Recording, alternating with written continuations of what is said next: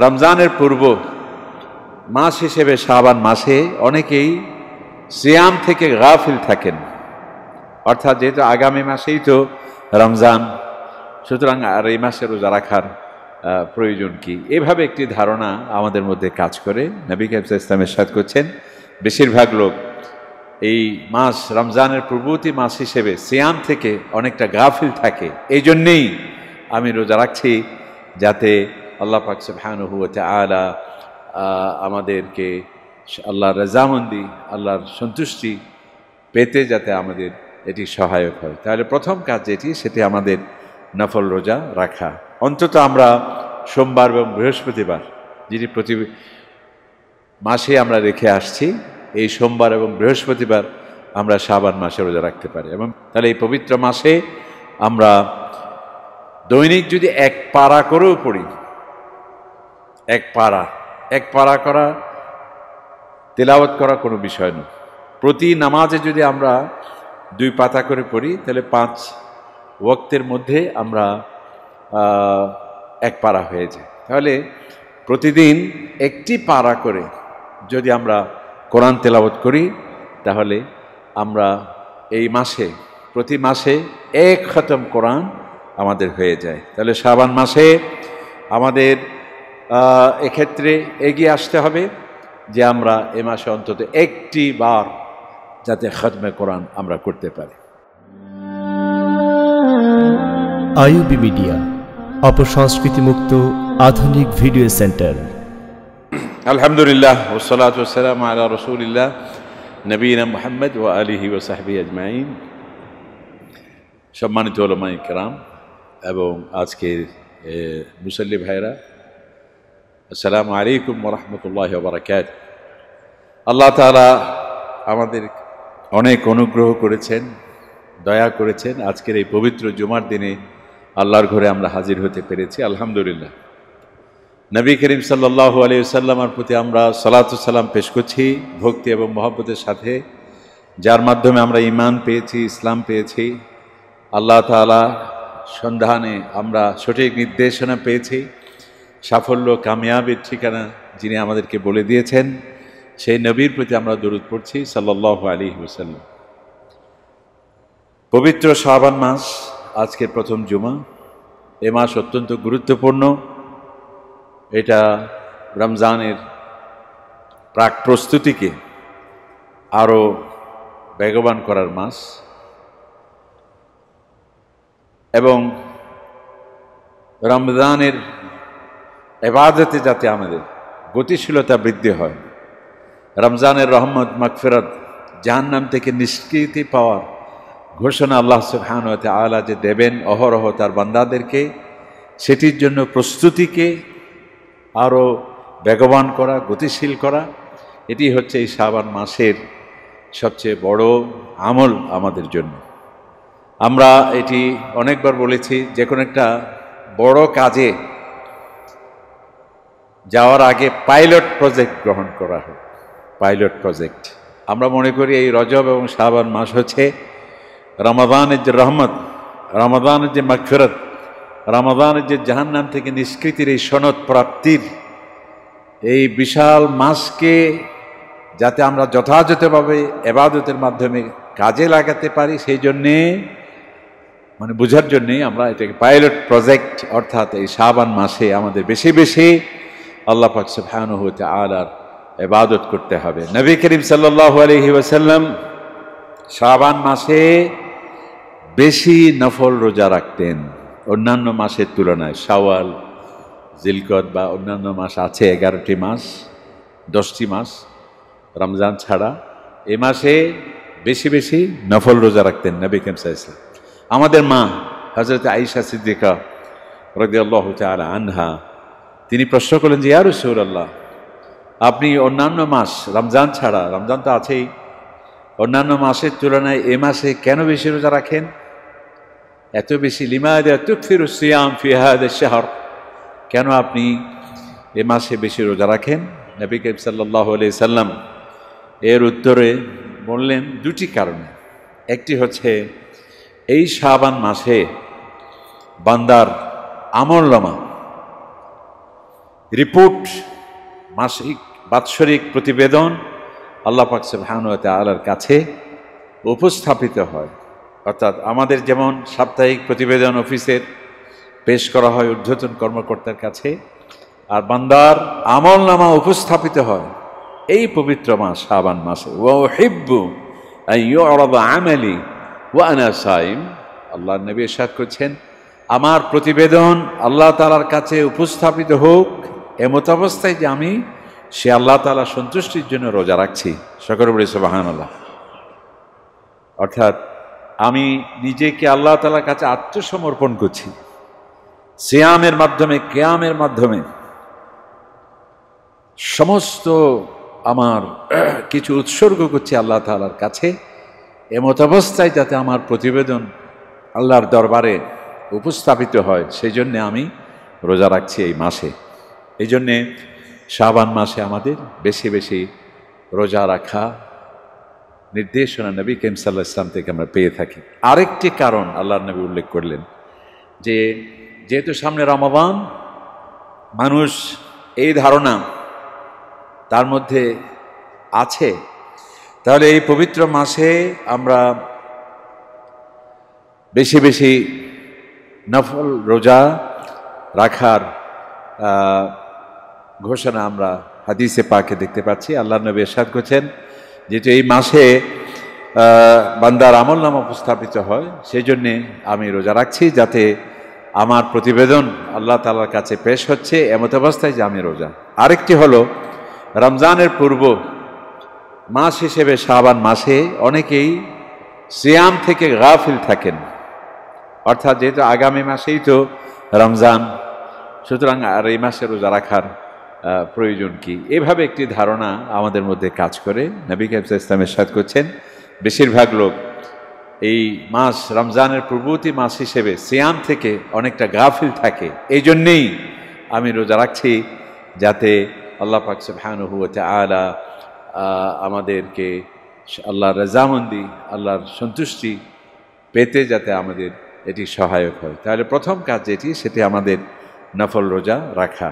অন্তত আমরা সোমবার এবং বৃহস্পতিবার, যেটি প্রতি মাসে আমরা রেখে আসছি, এই সোমবার এবং বৃহস্পতিবার আমরা শাবান মাসে রোজা রাখতে পারি। এবং বিশেষ করে আইয়ামুল বীদ যেটি 13, 14, 15, এটিও প্রতি মাসেই রাখার নবী করিম সাল্লাল্লাহু আলাইহি সাল্লামের সুন্নাহ রয়েছে। আমরা এই মাসে এই 3টা দিন আমরা রোজা রাখার চেষ্টা করি, তাহলে আমরা নফল সিয়াম এই পবিত্র মাসে আমরা করতে পারি। দ্বিতীয় নম্বর হচ্ছে এই পবিত্র মাসে যেহেতু সামনের মাস আসছে রমজান, রমজানের শ্রেষ্ঠত্ব কেন?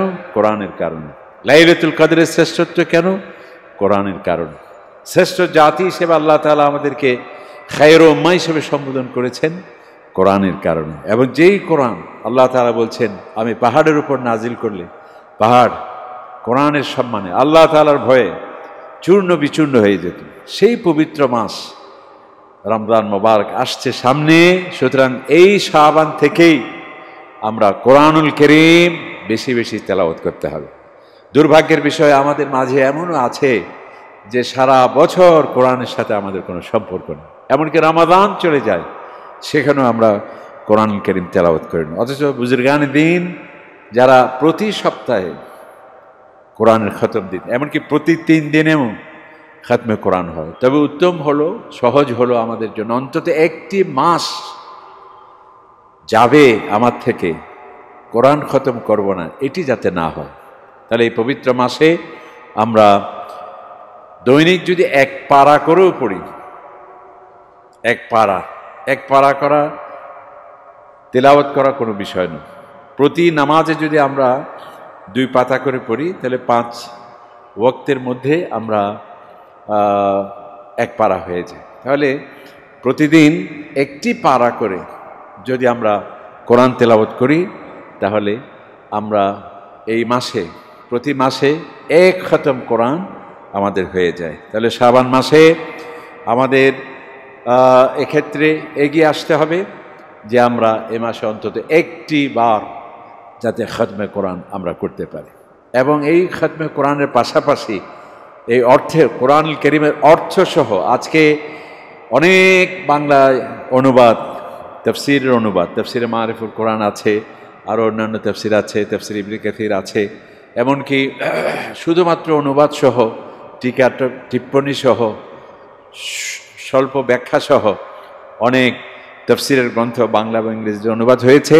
আমরা অর্থ সহ যদি পড়ি তাহলে আরও বেশি ভালো হয়, কারণ এই কোরআন শুধুমাত্র আবৃত্তির জন্য নয়, শুধুমাত্র না বুঝে তিলাওয়াত করার জন্য নয়, এটিতে একটা মেসেজ আল্লাহ তাআলার পক্ষ থেকে, আল্লাহ তাআলার পক্ষ থেকে আমাদের জন্য একটি দিক নির্দেশনা, গাইডলাইন, যে এখানে কী গাইডলাইন আছে সেটি যদি আমরা পড়ে না দেখি, কী বিধিবিধান আছে, তাহলে তো আমাদের অপূর্ণাঙ্গ থেকে যায়। একটা মোবাইল কিনলে সেখানে একটা ছোট্ট বুকলেট থাকে, কিভাবে অপারেশন করতে হবে, কোথায় কীভাবে অন করতে হবে, কীভাবে অফ করতে হবে, কীভাবে চার্জ দিতে হবে। একটা মাইক যদি আমরা যে কোনো একটা জিনিস, ফ্রিজ বা যাই হোক, সেটা কেনার সাথে একটা ছোট্ট বুকলেট থাকে, এটি অপারেশন কিভাবে হবে না হবে। কারণ কি, এর যদি নির্দেশনা অনুযায়ী করা না হয় তাহলে কি হবে, সেখানে এর ব্যবহারটা সঠিক হবে না এবং এর কাঙ্ক্ষিত ফলাফল পাওয়া যাবে না, বরং দুর্ঘটনা হতে পারে। তো আল্লাহ পাক সুবহানাহু ওয়া তাআলা আমাদেরকে যে এই পৃথিবীতে পাঠিয়েছেন আশরাফুল মাখলুকাত করে, আমাদের শান্তি কিভাবে, সাফল্য কিভাবে, আমাদের প্রতিবেশীর সাথে আচরণ কিভাবে হবে এবং আমাদের দিক নির্দেশনা সম্বলিত গাইডলাইন হচ্ছে এই কোরআন। তো এই কোরআনে কি আছে সেটি যদি আমরা না জানার চেষ্টা করি, জানার চেষ্টা না করি, তাহলে অত্যন্ত দুর্ভাগ্যের বিষয় হবে। তাহলে এই শাবান মাসে অর্থসহ আমরা খতমে কোরআন করার চেষ্টা করব, যাতে রমাদানে আরও বেশি তেলাওয়াত আমরা করতে পারি। এই অভ্যাসটা যাতে এখন থেকে গড়ে ওঠে, সেদিকে আমাদের খেয়াল রাখতে হবে। আরেকটি বিষয় হলো, এই শাবান মাসে আমাদের আল্লাহ পাক সুবহানাহু ওয়া তাআলা সন্তুষ্টির জন্যে জিকির আযকার বাড়িয়ে দিতে হবে। জিকির মানে কি? আল্লাহ সুবহানাহু ওয়া তাআলা স্মরণ করা। জিকির অনেকটা মেইনটেনেন্স বিভাগের মতো। যে কোনো বিল্ডিংয়ে বা যে কোনো প্রতিষ্ঠানে একটা মেইনটেনেন্স বিভাগ থাকে, হ্যাঁ। কারণ কি, আপনি মসজিদ বানান বিশাল, যদি এটা সংরক্ষণের ব্যবস্থা না হয় তাহলে তো এটা অকার্যকর হয়ে যায়। বিশাল একটা অফিস, বিশাল একটা মেশিন কিনলেন, যদি মেনটেন করা না হয়, মেনটেন্স করা না হয়, সেটি নষ্ট হয়ে যাবে। ঠিক আল্লাহ পাক সুবহানাহু ওয়া তাআলা আমাদের এই পৃথিবীতে যে পাঠালেন, আমাদের স্বল্প হায়াত দিয়ে যে আমরা এখানে আসছি, আমাদের যে কি দায়িত্ব আছে, কর্তব্য আছে, নামাজ পড়া, যাকাত দেয়া, হজ আদায় করা, প্রতিবেশীর সাথে ভালো আচরণ করা, এমনকি অন্যান্য ধর্মের যারা আছে তাদের সাথেও কোরআনের যে দিক নির্দেশনা আছে, নবী ইসলামের যে দিক নির্দেশনা আছে, যে তাদের সাথে উত্তম ব্যবহার করা, মানুষে মানুষে মিতালি, সৌহার্দ্য, সম্প্রীতি, এই যে নানাবিধ গুরুত্বপূর্ণ বিধান এবং নির্দেশনা দিয়ে আল্লাহ তাআলা আমাদেরকে পাঠিয়েছেন, এই বিশাল বিশাল কার্যাদি পালনের জন্য সব রিমাইন্ডার হলো জিকির। জিকির মানে আসলে রিমাইন্ডার, অর্থাৎ আমাকে, আপনাকে এই পৃথিবী থেকে যে চলে যেতে হবে সেটা স্মরণ করিয়ে দিচ্ছে। জিকির মানে আমি এমনি এমনি আসি নাই, আল্লাহ তাআলা আমাকে এখানে পাঠিয়েছেন, জিকির স্মরণ করে দিচ্ছে। আমি এখানে শুধু বিনোদন, শুধুমাত্র খাওয়া দাওয়া ফুর্তি করো সেই জন্যে নয়, মানুষের জন্য যে কাজ করতে হবে এবং আমি নিজের আধ্যাত্মিক চেতনাকে শক্তিশালী করার জন্য আল্লাহর বিধান আমাকে মেনে চলতে হবে, এটি হচ্ছে জিকির। এই জিকির আল্লাহ পাক সুবহানাহু ওয়া তাআলা আমাদেরকে দিয়েছেন, ফাযকুরুনি আযকুরকুম। তাহলে এভাবে প্রতিনিয়ত গুরুত্বপূর্ণ একটা মিটিং যদি হয়, আমরা বারবার রিমাইন্ডার দিই, সব রিমাইন্ডার, হ্যাঁ, যাতে আপনি ভুলবেন না। এই জিকিরও কিন্তু আমাকে বারবার রিমাইন্ডার দিচ্ছে, তোমাকে নামাজ পড়তে হবে, তোমাকে মিথ্যা বলতে পারবে না, গীবত করতে পারবে না, জুলম করতে পারবে না, উৎকুচ গ্রহণ করতে পারবে না, দেশ স্বার্থ বিরোধী কোনো কাজ করতে পারবে না, অশান্তির কাজ করা যাবে না। এই জিনিসগুলো জিকির আমাদেরকে স্মরণ করিয়ে দেয়। তাহলে জিকির কি? জিকির হলো সবচেয়ে উত্তম জিকির নামাজ, 5 ওয়াক্ত নামাজ, এটা হলো জিকির। কোরআন কারীম তেলাওয়াত, সেটা জিকির। আল্লাহ তাআলা কোরআনকে জিকির বলে, ইন্না নাহনু নাযালনা যিকর, আমি এই যিকর নাজিল করেছি, অর্থাৎ কোরআনে পাকও জিকির, নামাজও জিকির। ওয়া আকিমিস সালাতা লিযিকরি, আকিমিস সালাতা লিযিকরি, আল্লাহ তাআলা বলছে তুমি নামাজ কায়েম করো, আমার জিকির যাতে চালু হয়ে যায়। এভাবে 5 ওয়াক্ত নামাজের পরে আমরা যে কোনো খাবার শুরু করার আগে বিসমিল্লাহ জিকির, খাবার শেষ করলাম আলহামদুলিল্লাহ জিকির, আমরা যখন একটা ভালো সংবাদ শুনলাম আলহামদুলিল্লাহ জিকির, কোনো মৃত্যুর সংবাদ শুনলাম ইন্না লিল্লাহ জিকির। আগামীকাল আমি আপনার ইনশাআল্লাহ দাওয়াতে যাব ইনশাআল্লাহ জিকির। এভাবে আমরা যে সালাম দিচ্ছি আসসালামু আলাইকুম ওয়া রাহমাতুল্লাহ জিকির, এর মধ্যে আমাদের থাকতে হবে। এবং 5 ওয়াক্ত নামাজের পরে আমাদের বিশেষ করে ফরজ নামাজের পরে সূরা ইখলাস একবার, সূরা ফালাক একবার, সূরা নাস একবার, নবী করিম সাল্লাল্লাহু আলাইহি সাল্লাম এটি তিনি প্রায়ই করতেন। এবং সমস্ত সৌদি আরবের বড় বড় মসজিদগুলি দেখবেন বিশাল একটা ক্যালেন্ডারে সেগুলো ঝুলন্ত অবস্থায় থাকে, এই জিনিসগুলো পড়া লাগবে। এটা হচ্ছে জিকির।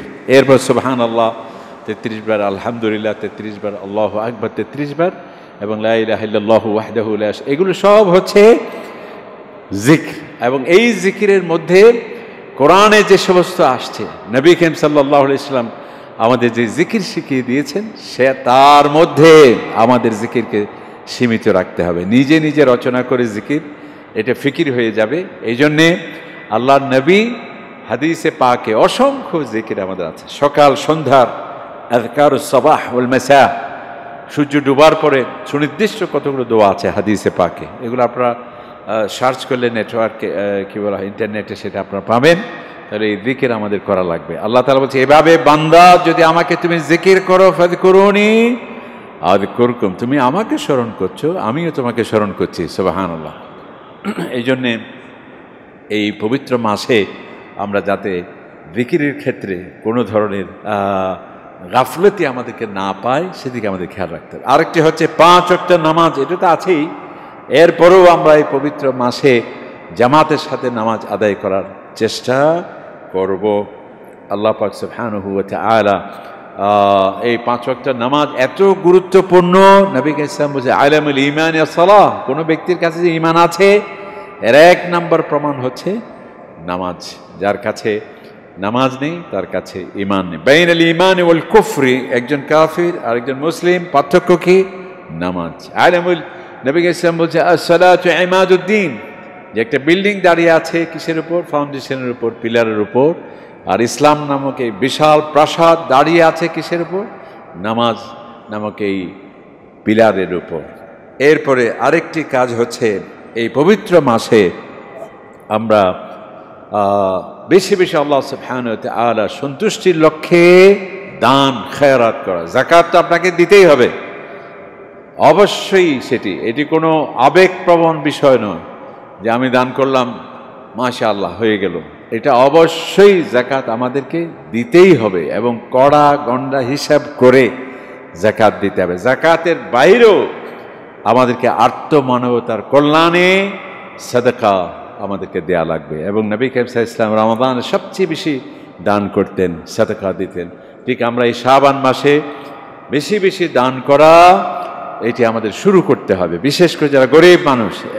এবং এই যে সামনে আবার কোভিড এর কারণ প্রাদুর্ভাব বেড়ে যাচ্ছে, কার্যক্রমে যাওয়াটা অনেক সময় অনেক নিয়ন্ত্রিত হয়ে যেতেও পারে। বিভিন্ন দেশে লকডাউন শুরু হয়েছে। এই জন্যে যারা গরিব মানুষ, আল্লাহ তাআলা আমাদেরকে হেফাজত করুন সকল বলে আমিন। তো এই কঠিন সময়ে যাতে অন্তত রমাদানে সুন্দরভাবে একজন গরিব মানুষ যাতে চিন্তা করতে না হয় তার এই খাবার নিয়ে, নাস্তা নিয়ে, দুপুরের খাবার, রাতের খাবার নিয়ে, তার পরিবার পরিজন নিয়ে, যাতে অমানবিক জীবনযাপন করতে না হয়, এখন থেকেই আমরা বেশি বেশি সাদাকা যাকাত। কারণ এই সম্পদ আজকে মারা গেলে আপনার এই সম্পদ কি কাজে আসে? কোনো কাজে আসবে না। বরং আমি যে যাকাত দিচ্ছি, সাদাকা দিচ্ছেন, এটাই আপনার বড় কাজে আসবে। আল্লাহ তাআলা বলছে তুমি অন্যান্য কাজে যা খরচ হচ্ছে সেটি নিঃশেষ হয়ে যাচ্ছে, আর আল্লাহর রাস্তায় যেটি আপনি দান করবেন সেটি আরও দ্বিগুণভাবে আল্লাহ পাক সুবহানাহু ওয়া তাআলা সেটিকে আমল নামায় সুরক্ষিত থাকছে। নবী কারীম বলেছেন ইত্তাকুন নার ওয়ালাউ বিশাক্কি তামরা, যে তুমি জাহান্নাম থেকে, জাহান্নামের কঠিন আযাব থেকে বাঁচার চেষ্টা করো। গরিব মেহনতি এবং সাধারণ মানুষ যারা কষ্ট পাচ্ছে তাদেরকে তোমার কিছু না থাকলে, একেবারে ছোট্ট একটা খেজুরের অংশবিশেষ থাকলেও সেটা দিয়ে হলেও তুমি জাহান্নামের আগুন থেকে নিজেকে হেফাজত করো। তা আজকে আমরা বস্তুবাদী দৃষ্টিকোণ থেকে শুধুমাত্র আহরণ করছি, জমা করছি, আবার হিসাব নিকাশ করছি, মনে মনে খুব পুলকিত ভাব, এটি যাতে না হয়। আল্লাহ তাআলা ওয়াইলুল লিকুল্লি হুমাযাতিল লুমাযা আল্লাযী জামাআ মালান ওয়া আদ্দাদা, যারা চগলখোর, যারা গীবতের মাধ্যমে পরিবেশ নষ্ট করছে, যারা মানুষের পরনিন্দা করছে, তাদের জন্য অভিসম্পদ। আরেকটি হচ্ছে এ সম্পদ কেবল ভোগই করে যাচ্ছে, জমাই করে যাচ্ছে কেবল, এবং আবার বারবার সে গণনাও করছে, এবং সে মনে করছে এই সম্পদেই তার সম্মানের মর্যাদার, এবং তাকে এই পৃথিবীতে টিকিয়ে রাখবে চিরটিকাল। আল্লাহ তাআলা বলছেন না, লায়ুমবাদান্না মিল হুতামা ফিল হুতামা।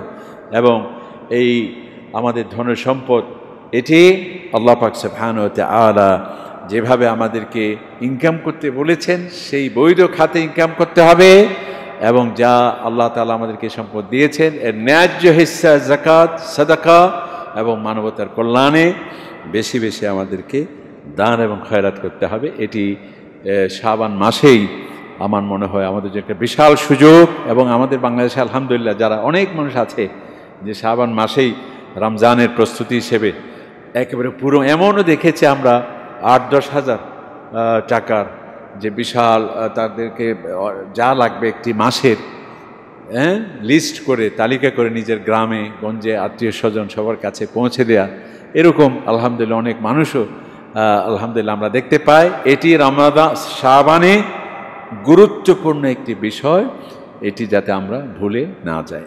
আরেকটি হচ্ছে এই মাসে শাবান মাসে আমরা আল্লাহ পাক সুবহানাহু ওয়া তাআলা সন্তুষ্টির কিয়ামুল লাইল করতে পারি, তাহাজ্জুদের নামাজ আমরা এই সুন্দর অভ্যাসটি যাতে গড়ে ওঠে, এবং আল্লাহ তাআলা সন্তুষ্টি পাওয়ার জন্য সবচেয়ে বড় একটি গুরুত্বপূর্ণ ইবাদত হচ্ছে এই সালাতুত তাহাজ্জুদ, যেটি আল্লাহ তাআলা বলছেন ওয়া কানু কালিলাম মিনাল লাইলি মা ইয়াহজাউন। যারা মুমিন তারা তো খুব সারা রাত সে চোখ বন্ধ করে ঘুম যায় না, বরং রাতের শেষাংশে গিয়ে সে ঘুম থেকে উঠে কিয়ামুল লাইল অর্থাৎ তাহাজ্জুদের নামাজ সে আদায় করে। আল্লাহ তাআলা এক্ষেত্রে বলছেন তাতাজাফা জুনুবুহুম আনিল মাদাজিহ, যারা আমার প্রকৃত বান্দা রাতের শেষাংশে গিয়ে বিছানা থেকে তার পিঠ আলাদা হয়ে যায়, খাউফান ওয়া তামা, আমি আল্লাহ তাআলা যে তাকে যে বিশাল পুরস্কার রেখেছি সেটা পাওয়ার, আমার সন্তুষ্টি পাওয়ার লক্ষ্যে, ওয়া খাউফান এবং আমার ভয়, জাহান্নামের ভয়, আমার অসন্তুষ্টির ভয়, এবং আমার রহমত এবং নেয়ামতের আশা আকাঙ্ক্ষা, সে তাহাজ্জুদের নামাজে দাঁড়িয়ে যায়। এই মাসে আমাদের সেটি করতে। আরেকটি হচ্ছে বেশি বেশি আল্লাহ সুবহানাহু ওয়া তাআলার কাছে দোয়া করতে হবে। নামাজের পর অন্যান্য সময় দোয়া কবুলের সময় যেগুলো আছে সেই সুযোগটাকে আমাদের কাজে লাগাতে হবে। দোয়া কি? আল্লাহর রাসূল বলছে আর দোয়া হুয়াল ইবাদত, দোয়াটাই হলো ইবাদত। নবী ইসলাম আরেকটি জায়গায় বলছে আর দোয়া মুখুল ইবাদত, যে দোয়াটাই হলো সমস্ত ইবাদতের মূল মগজ। অনেকেই বলে যে দোয়া করার দরকার কি, আমার কি লাগবে যে আল্লাহ তাআলাই জানেন। এটা এক ধরনের অহংকার। আল্লাহ তাআলা বলছে মান লাম ইয়াসআলিল্লাহ, আল্লাহ তাআলার কাছে যত চাওয়া হয় ততই আল্লাহ তাআলা বান্দার প্রতি খুশি হয়ে যায়। আলহামদুলিল্লাহ। ওয়া মান লাম ইয়াসআলিল্লাহ ইয়াগদাব আলাইহি, এবং যে ব্যক্তি চায় না মানে সে নিজেকে বিনয়ী হতে চায় না, নিজের অপারগতা পেশ করতে চাচ্ছে না, এটা এক ধরনের দম্ভ। আল্লাহ তাআলা বলছে ইয়াগদাব আলাইহি, আমি আল্লাহ তাআলা তার প্রতি অসন্তুষ্ট হয়ে যায়। সেজন্য এই মাসে বেশি বেশি আল্লাহ তাআলার কাছে দোয়া করতে হবে। দোয়া কি? অনেকে বলছে দোয়া শিখিয়ে দেন। দোয়াটা আমরা যেটা করার দরকার সেটা সবাই জানি আমরা। সেটা কি?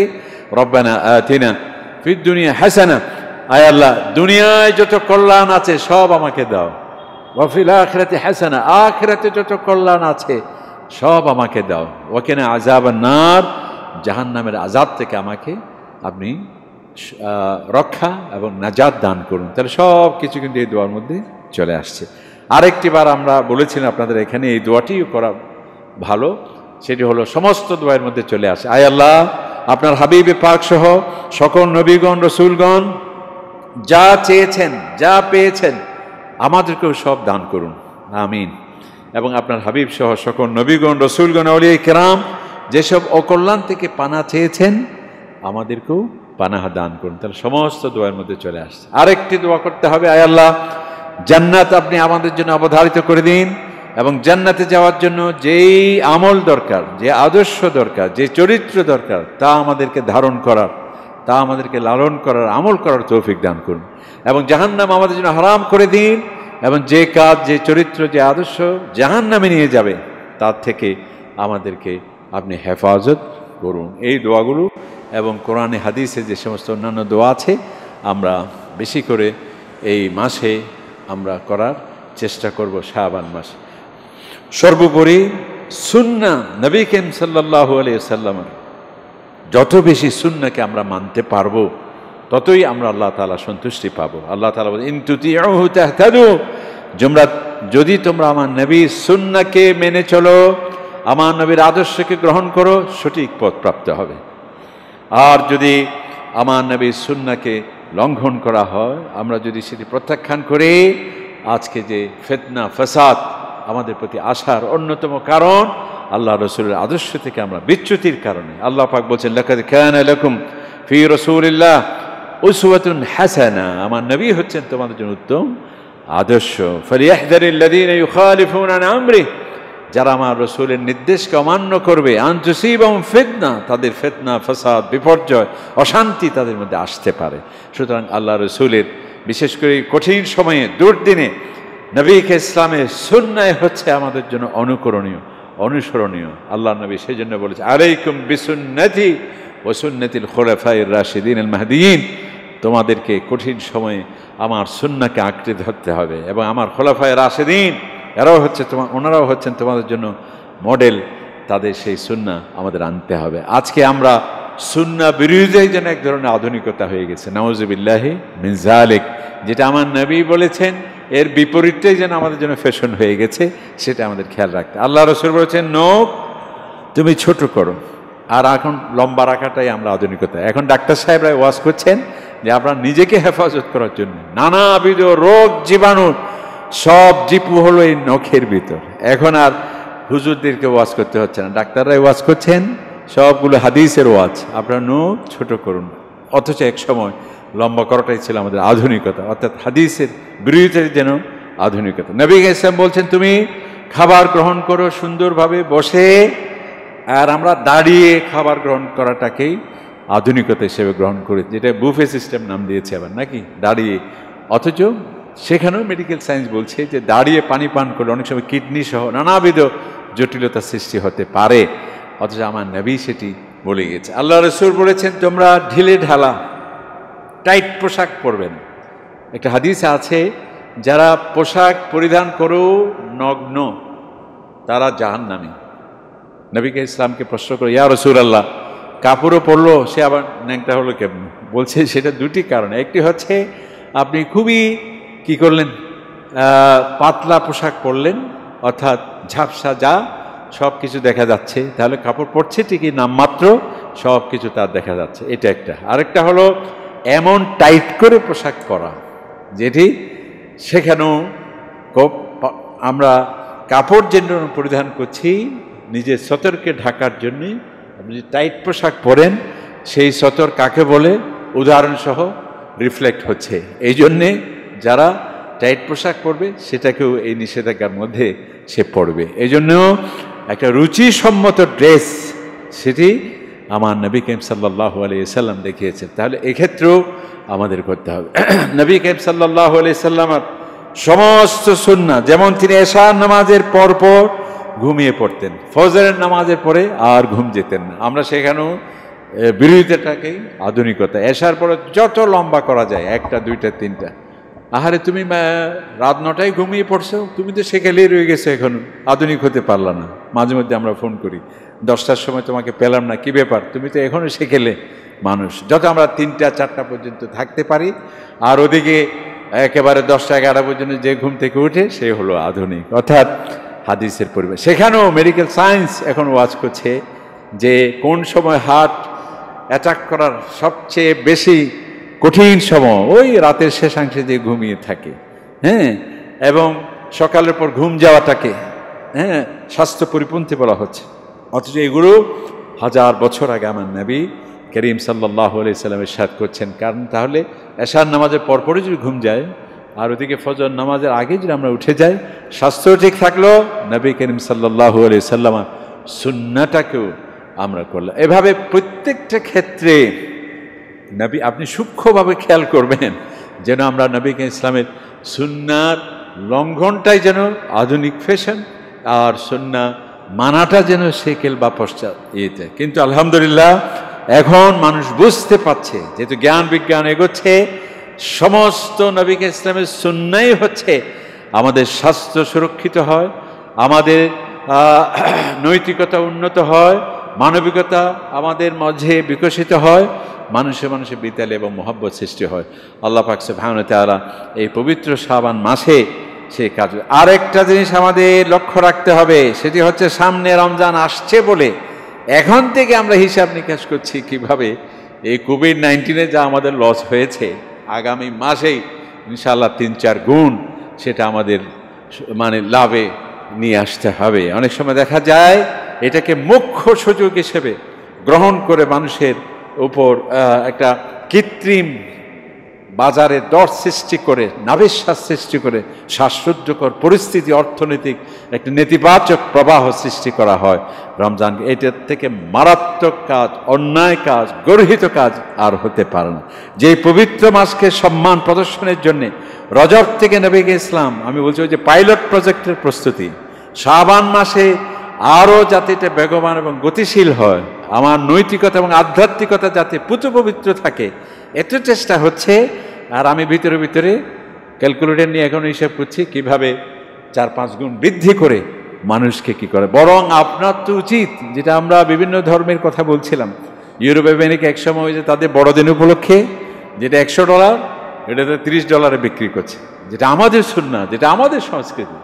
এমনকি পার্শ্ববর্তী দেশেও তাদের সুনির্দিষ্ট ধর্মীয় দিবসে বড় বড় মানুষরা সেখানে একেবারে নামমাত্র মূল্যে সেটা কি করা হয়, বিক্রি করা হয়। অথচ আর আমরা যদি রমজানে 4-5 গুণ বৃদ্ধি হয়ে যায়, তাহলে এর থেকে মারাত্মক আমাদের নৈতিক সূচক ডাউন হওয়ার আর কোনো প্রমাণ থাকতে পারে না। এটা অবশ্য আমাদের আরেকটি কারণ, আমরা নিজেরাই 11 মাস যা না খাই, ওই একটি মাসে 2 বছরের খাবার আমাকে খেতে হবে। ইফতারের আইটেম যদি হয় 117টি, দাম তো বাড়বেই। আর আপনার অনেকে আমরা সেহরি খাবারের সময় নবী ইসলাম সেহরি মাত্র 2টি খেজুর 3টি খেজুর। এখন আপনি যদি 17, 18, 20 আইটেম থাকে, পাশে আবার রেডিও চালু থাকে, আসসালাতু খায়রুম মিনান নওম পর্যন্ত চলবে আমার সেহরি, তাই যদি হয়, এবং ইফতারের নামাজের আগে একবার, নামাজের পরে তারাবি পর্যন্ত আরেকবার, যেন একটা খাবারের উৎসব। কে বলেছে আপনাকে যেখানে একটি মাস উপোস থাকার যেখানে শিক্ষা, অথচ আমরা 2টি বছরের খাবার ওই একটি মাসেই খাবারের যে একটা প্রতিযোগিতা, এটাও কিন্তু রমজানের শিক্ষার পরিপন্থী। যে রমজান আসছে আপনাকে কম খাওয়ানোর জন্যে, যে রমজান আসছে আপনাকে কঠোর পরিশ্রমের জন্যে, আর সেখানে আমরা ঘুমের প্রতিযোগিতা। হয়তো বাজে এখন রোজা রাখুন, একবার সোজা সেই রেখাই একেবারে ঘুম যায় যে আসর আগে উড়ি, তুই আর রোজা হতো না ডের, হ্যাঁ, তাহলে ঘুমে ঘুমে চলে গেল। এটার নাম রমাদান নয়। রমজান হলো কঠোর পরিশ্রমের। তা আলহামদুলিল্লাহ আমাদের আজকে কমিশনার মহোদয় আসছেন। অবশ্য আলহামদুলিল্লাহ আমাদের অনেক রাজনৈতিক নেতৃবৃন্দ তাদের এলাকায় একবার ট্রাকে ভরে রমজানকে উপলক্ষ করে বা অন্যান্য কঠিন দুর্দিন সময়ে দেখা যাচ্ছে। এটা একটা সুন্দর সিস্টেম আমাদের কমিশনার মহোদয় উনিও করেছেন, আরও অনেকে এখানে আছে। তো এগুলো আরও বেশি শুধু কাউন্সিলর সাহেব করবেন, মিনিস্টার সাহেব করবেন, আর যারা আমরা আছি আমরা সবাই হাত পা গুটিয়ে থাকবো, এটি না, প্রত্যেককে যার যার সামর্থ্য আছে। এই জন্য আল্লাহ রসুল বলছেন, ইত্তাকুন নার, তুমি একটা খেজুরের ভগ্নাংশ দিয়ে হলেও, একটা খেজুরের ছোট্ট অংশ দিয়ে হলেও জাহান্নাম থেকে তুমি বাঁচার চেষ্টা করো। আল্লাহ তাআলা লা তুলহিকুম আমওয়ালুকুম ওয়ালা আওলাদুকুম, তোমার যে আমি ধনসম্পদ দিয়েছি, তোমার যে সন্তান সন্ততি দিয়েছি, খবরদার, এগুলো পরীক্ষা। এটা দিয়ে যাতে তুমি আমাকে ভুলে যাচ্ছ কিনা সেই পরীক্ষা আমি তোমাকে করছি। এই ব্যবসা বাণিজ্য, এই সন্তান সন্ততি, এই প্রভাব প্রতিপত্তি যদি তোমাকে আমার থেকে ভুলিয়ে রাখে, ফাউলাইকা হুমুল খাসিরুন, আল্লাহ তাআলা সে হচ্ছে দুনিয়া এবং আখিরাতে ক্ষতিগ্রস্ত, সে ব্যর্থ এবং সবটাই তার জন্য ব্যর্থ হয়ে গেল। আল্লাহ পাক সুবহানাহু ওয়া তাআলা আমাদের সকলকে এই শাবান মাস রমজানের পাইলট প্রজেক্ট হিসেবে আমাদের কোরআন তেলাওয়াত, নামাজ, নফল রোজা এবং কিয়াম তাহাজ্জুদের নামাজ এবং জিকির আজকার এবং সামগ্রিক মানুষের জন্যে আমরা সাহায্য সহযোগিতা এগিয়ে আসা, এবং বিশেষ করে কোভিড-19-এর কথা যেটি আমাদের ওসি সাহেব বলে গেলেন এবং আমাদের কাউন্সিলর মহোদয় আসছেন এই কথাটি বলার জন্যে যে এটি আবার কঠিনভাবে এখানে দেখা দিচ্ছে। এর আসলে কারণ হলো কি, আমরা সবাই অনেকটা আলস্য চলে আসছে, হয়তো আজ আর খবর পর্যন্ত এই মাস্ক টাক্স সব ফেলে দিয়েছে। আবার আরেকটা হলো যারা ইঞ্জেকশন নিয়েছে ওই যে ভ্যাকসিন, এটা দেখা যাচ্ছে আর কোনো মাস্ক টাক্স কিছুই পড়ছে না। বিয়ে শাদিও আগে যা হতো তার চেয়ে ডবল বেশি হচ্ছে, যেটা প্রমাণ আমাদের এই মসজিদ, এটা তো অনেকটা বিয়ের মসজিদ হয়ে গেছে। হ্যাঁ, অনেক সময় 7-8টা পর্যন্ত আগতে হয়। তো এখানে এই যে বিশাল জনসমাবেশ, হ্যাঁ, সবগুলো যে হচ্ছে এবং আমাদের যে একটা দায়সারা ভাব এখান থেকে আমাদের আবার সেটি ফিরে আসছে। এই জন্য আমাদেরকে সতর্ক থাকতে হবে। ওই যে উনি বললেন আরও দ্বিগুণভাবে আসছে এবং আরও মারাত্মক। এখন সমস্ত হাসপাতাল, দিন খবর নিলাম আমাদের এক বন্ধুর ছেলে কোথাও কি নেই, সিট নেই। এই জন্যে আমাদের সাবধান হতে হবে। আমাদের